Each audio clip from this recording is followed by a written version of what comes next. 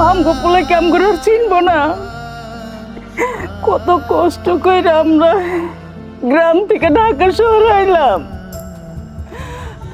আর অথচ আমগো পোলা আমগরে তারাই দিল।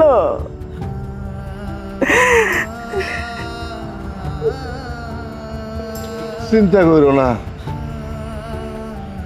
পোলা জন্ম দিছি ঠিকই, হয়তো পোলারে আমরা মানুষ করতে পারি নাই। সবার ভাগ্যে তো আর সবকিছু থাকে না।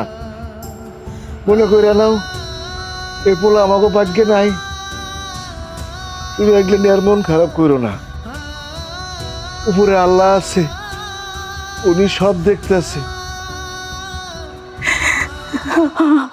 আমরা কি কোনো ভুল করছি কো?